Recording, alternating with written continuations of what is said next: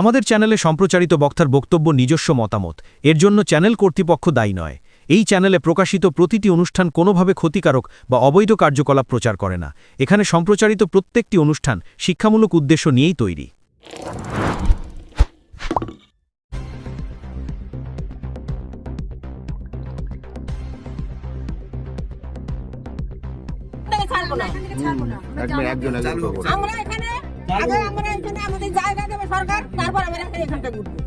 আমরা কি বাঙালি হয়ে অপরাধ করেছি? আমরা কার কাছে সাহায্য হাত চাইবো? কোথায় যাবো আমি? ওর নাই টাকা, ওর নাই পয়সা, নাই স্বামী, ছেলে একটা এসে দিন আনে দিনকে 400 টাকার মধ্যে কাজ করে। আমার কিছু করার নেই, করতে হবে, নাহলে এখানে যখন যে আসবে ভাঙতে শুয়ে পড়বো, এখানে মরে যাবো একবারে।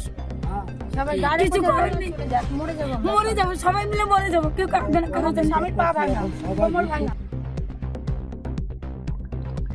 হুগলি স্টেশন রেল লাইন পার দেশবন্ধু পল্লীর বাসিন্দা উভয় সংকটে পড়েছেন। একদিকে ভোটার তালিকায় নাম থাকবে কিনা, অন্যদিকে ঘর বাড়ি থাকবে কিনা।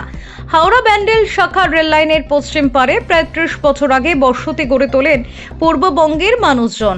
রেল লাইনের পার বরাবর রয়েছে নিকাশি খাল। সেই খালের পারে একদিকে রেল লাইন, একদিকে ধান্য গবেষণা কেন্দ্রের পাঁচিল। সেখানেই কোনোভাবে বাঁশ দরমা দিয়ে বসবাস শুরু। এখন অনেক বাড়ি পাকা হয়েছে। মূলত দিনমজুরি করে পেট চলে অধিকাংশের, যারা মতুয়া সম্প্রদায়ের। সেই পল্লীবাসীর অনেকেরই 2002 সালের ভোটার তালিকায় নাম নেই। এসআইআরে তাদের কি হবে, এই চিন্তার মধ্যে রেল উচ্ছেদের নোটিশ দিয়ে গিয়েছে। তাতে সেই চিন্তা দ্বিগুণ হয়েছে। অনেক কষ্টে করা বাড়িঘর ছেড়ে তারা যাবেন কোথায়? উত্তর অজানা। বাসিন্দারা চাইছেন তাদের পুনর্বাসন দেওয়া হোক। স্থানীয় পঞ্চায়েতের প্রতিনিধিরা বাসিন্দাদের সঙ্গে গিয়ে কথা বলছেন। কোদালিয়া 2 গ্রাম পঞ্চায়েতের প্রাক্তন প্রধান বিদ্যুৎ বিশ্বাস বলেন, কেন্দ্রীয় সরকার রেল নির্বাচন কমিশন বাংলা বাঙালি বিরোধী। তাই একদিকে যখন এসআইআর চলছে, মানুষ বিভ্রান্ত, কি করবে, কোথা থেকে কাগজ পাবে তা নিয়ে সেই সময় উচ্ছেদের নোটিশ ধরাচ্ছে রেল। আমরা এই মানুষগুলির পাশে আছি। প্রয়োজনে আরো বৃহত্তর আন্দোলন শুরু হবে। পুনর্বাসন ছাড়া কোনোভাবেই উচ্ছেদ করা যাবে না। Bureau report, Kolkata mirror.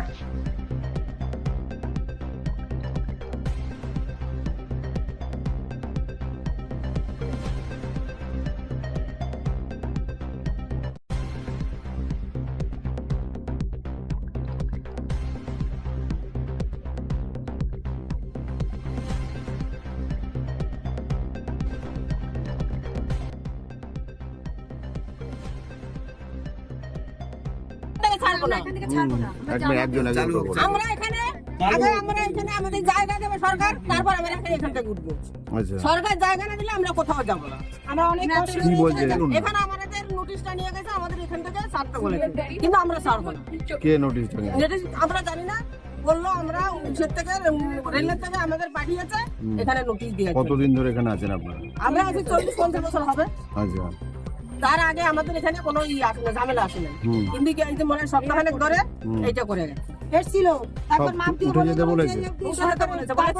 14 দিন টাইম দিয়েছি, 14 দিনের ভিতরে এখান থেকে ছাড়তে হবে, কিন্তু আমরা ছাড়বো না। আপনারা উঠবেন না? না, আমরা উঠবো না। আমাদের আমার নাম রমা ভক্ত। হয়নি, তার মধ্যে আমার স্বামী মারা গেছে, 2 নাতি আছে ছোট ছোট। আমার একটা ছেলে তাও চালাচ্ছে তো না, একটা ছেলে আমার সংসার চালায়, আমি কিছু করি না, আমার বৌমা কিছু করে না। কোথায় দেবে বাড়ি করছে? আমার স্বামী করছে 2 বছর হয়নি, এই মানে কি 2 মাসও হয়নি এখনো। এখন আমি কোথায় যাবো? বাচ্চা কাচ্চা নিয়ে, ছেলে নিয়ে, বউ নিয়ে কি করবো আমি এখন? আমার তো টাকা পয়সাও নাই, নাহলে এখানে যে আসবে ভাঙতে শুয়ে পড়বো, এখানে মরে যাবো একবারে। কিছু করার নেই, মরে যাবো, সবাই মিলে মরে যাবো, কেউ কাঁদবে না, কারো স্বামীর পা ভাঙা, কোমর ভাঙা, কেউ দিনে কেউ কাঁদবে না। হ্যাঁ, আমার 2002 সালে ভোটার লিস্টে নাম আছে, আমি কালকে বের করে নিয়েছি। আমার স্বামীর আছে, আমার আছে, আমার 2 মেয়ে, সবাই আছে, আমার সবার শ্বশুর বাড়ি সবাই নাম আছে লিস্টে। কি নাম আপনার? আমার নাম ললিতা সরকার, আমার স্বামীর নাম কৃষ্ণকান্ত সরকার। নাম থাকতে হবে, সেখানেও নাম নেই, যেহেতু সেখানে আমার বয়স হয়নি। এইদিকে বাড়ি ঘর ভেঙে দেবে বলছে, আমরা কোথায় যাব? আমরা কি বাঙালি হয়ে অপরাধ করেছি? আমরা কার কাছে সাহায্য হাত চাইবো? এই পরিস্থিতিতে ছেলে মেয়ে নিয়ে বাড়িঘর ভেঙে দিলে আমরা কোথায় যাবো? তো নিরাশ্রয় হয়ে যেতে হবে। একদমই নিরাশ্রয় হয়ে যেতে হবে। কি চাইছেন আপনারা? আমরা চাইছি যে একটু জায়গার ব্যবস্থা করে দিই। যখন রেলে এখানে আমরা ঘর করেছিলাম তখন এখানে পুরো নর্দমাই ছিল, একটা ঝিল ছিল, সেখানে আমরা লোন তুলে তুলে যাও ভরাট করে অনেক কষ্ট করে, এখনো আমাদের জলের সঙ্গে লড়াই করতে হয়, তবু আমাদের ভাড়া থাকতে হয় না, এইটুকু আমাদের ভরসা ছিল যে ভাড়া থাকতে হয় না, মাথার উপর জায়গাটুকু আমাদের চলে গেছে। এখন এই পরিস্থিতিতে আমাদের যদি সেই থাকার আশ্রয়টুকুও চলে যায় তাহলে আমরা কি করব? আমাদের খাওয়া ঘুম আপনার নাম সব বলুন। বন্ধ করে রত্না অধিকারী। সেখানে একটা কঠিন পরিস্থিতির মধ্যে আমরা আজকে এসেছি এখানে, মানে একদিকে এসআইআর, অন্যদিকে বাড়ি উচ্ছেদের নোটিশ। এই কেন্দ্র সরকারের যে বর্বরতা আজকে মানুষকে নাজেহাল করে দিচ্ছে। আপনারা জানেন অনেকের 2002 সালের লিস্টে নাম আছে, অনেকের নেই। বিভ্রান্ত মানুষ ছুটছে, মানুষ জেরক্সের দোকানে গিয়ে দিশেহারা। সেই মুহূর্তে 14 দিনের নোটিশে বাড়ি উচ্ছেদ। এখানের মানুষ বসে আছে প্রায় 40-50 বছর ধরে এক একজন বসবাস করে, যা সর্বস্ব দিনমজুরি কাজ করে এই সংসার ধর্ম করার পরে এই ঘর বাড়ি করেছে।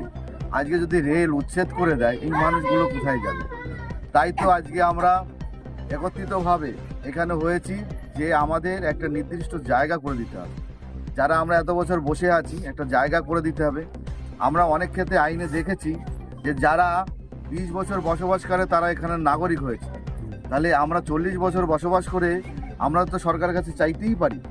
আমরা এই লড়াই লড়ছি, এই মানুষ আমাদের সাথে আছে, আমরা লড়ছি। আমাদের একটা নির্দিষ্ট জায়গা যতক্ষণ না করে দিচ্ছে কেন্দ্র সরকার ততক্ষণ কিন্তু আমরা এখান থেকে উঠছি না।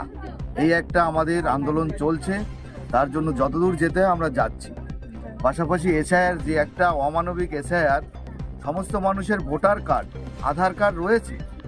এই ভোটার কার্ড কিন্তু আপনি আমি তৈরি করিনি, এই মানুষগুলো নিজেরা তৈরি করেনি। আজকে 2002 সালের যে ভোটার লিস্ট আপনারা দেখতে পাচ্ছেন, এটাকে নির্বাচন কমিশনার দিয়েছে, এটা কোনো আপামর জনগণ কিন্তু তৈরি করেনি।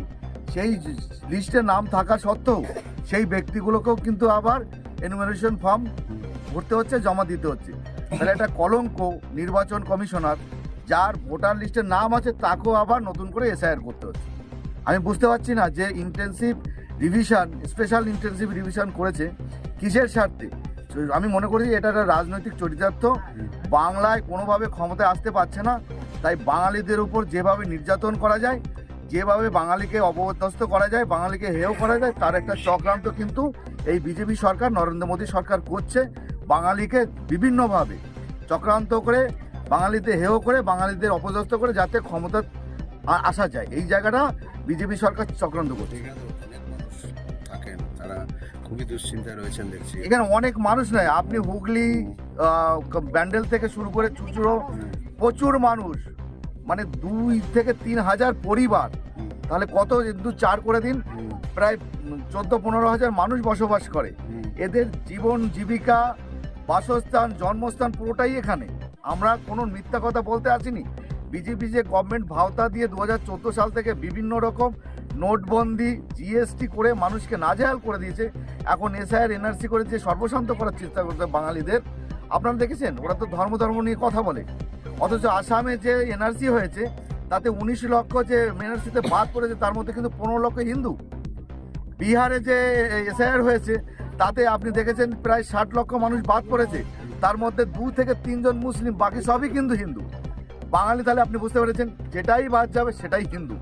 এই যে রোহিঙ্গা, বাংলাদেশি অনুপ্রবেশকারী মুসলিম, এটা ভাওতা, এটা মানুষকে একটা মগজ ধলাই করা। শুভেন্দু, সুকান্ত, যে এই যে শান্তনু ঠাকুর, অসীম সরকার যে ভাওতাবাজি দিচ্ছে মতুয়াদের নিয়ে চক্রান্ত, সমস্তটাই নোংরা। রাজনীতি চরিতার্থ করার জন্য বাংলায় কিভাবে ক্ষমতায় আসা যায় এই নিরীহ মানুষ। একটা জিনিস সবসময় মনে রাখবেন, নরম যেখানে আঘাত সেখানে। আজকে রেল লাইন পারের মানুষকে কিন্তু আঘাত করছে। এরা এতদিন বসে আছে, এদের কোনো হঠাৎ একটা নোটিশ হতে পারে 14 দিনের? অনেক মতুয়া মানুষ, মতুয়া, প্রচুর মতুয়া, ম্যাক্সিমাম মতুয়া। আজকে এদের নিয়ে রাজনীতি করছে এই নরেন্দ্র মোদী সরকার। আমি ধিক্কার জানাচ্ছি। এদের যতক্ষণ না একটা বাসস্থান হচ্ছে ততক্ষণ কিন্তু এই আন্দোলন চলতে রবে। আমাদের বিধায়ক অসিত মজুমদারের নির্দেশে আমরা আজকে এখানে এসেছি। এরপরে বিধায়ক নিজে এখানে আসবে। বিধায়ক এসে আমরা এখানে দরকারে অনশন করব, যতক্ষণ না আমাদের কোনো একটা জায়গা সঠিক হচ্ছে আমরা এখান থেকে উচ্ছেদ হচ্ছি না, হব না, এটা আমাদের থাকছে। আমি বিদ্যুৎ বিশ্বাস, এখানকার জনপ্রতিনিধি।